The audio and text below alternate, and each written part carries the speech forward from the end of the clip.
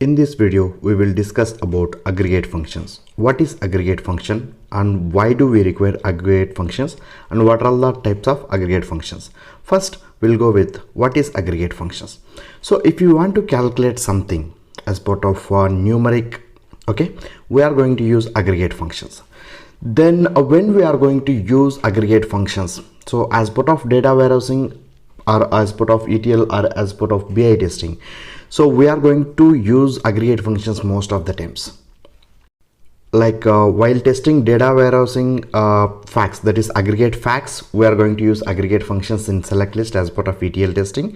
When it comes to BI testing, with respect to report, so any kind of report if we are testing, so it will be holding aggregate metrics, that is count, sum, average, max, min, whatever it is, any kind of aggregate calculation with respect to business. Okay, so based upon functionality, aggregate functions, we are classifying it into 5 types, that is count, sum, average, max, min. So first we'll go with count aggregate function. So when we are going to use count, so basically if you want to get a number of values or number of records from that particular object, it can be a table, it can be a view, whatever it is. So if you want to get a number of records from that particular object, we are going to use a count in select list, that is select count of star from table, so which is going to get a number of records from that particular table. Instead of a count of star, we can use a count of column name, which is a part of a numeric data type. So it can be a like a number of records, count of salaries, okay, so which we are going to get a number of salaries in that particular employee table. So likewise we are going to use a count. Next one is sum. So if you want to get cumulative sum of that particular column, so we are going to use a sum of column name. Sum of column name, it should be in a numeric data type, then sum is going to work. So sum of cumulative sum, just assume we have values like 10, 20, 30, 40, 50. So 10 plus 20, 30, 30 plus 30, 60, 60 plus 40, 100, 100 plus 50, 150. So this is how we are going to get cumulative sum from that particular column. Next one is average. To calculate average, total sum of that particular column divided by count of that particular column. That means cumulative sum divided by total count of that values. Total count of values.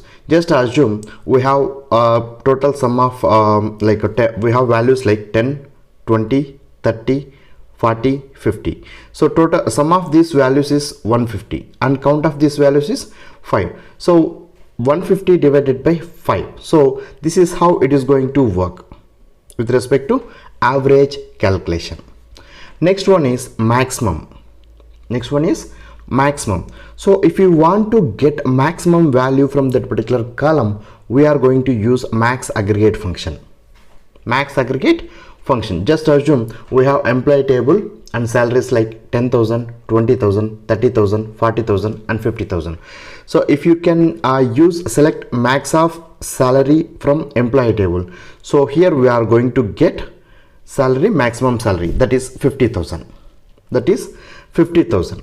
So this is how max for aggregate function is going to work. Next one is minimum. So based upon max, it will work like a quite opposite to maximum aggregate function. Minimum, which will give which will fetch minimum value from that particular column.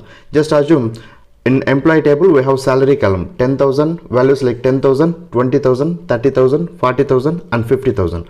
So when we use select min of salary from employee, it is going to fetch salary value like 10,000 because that is the minimum value which is available in salary column. Minimum value available in salary column. So this is how we are going to use aggregate functions. Okay, so where we are going to call these aggregate functions as group of functions as well, because if you are using call group by after from class, we are going to use same columns in select list also. Okay, we'll come up with another video as part of group functions. Thank you so much.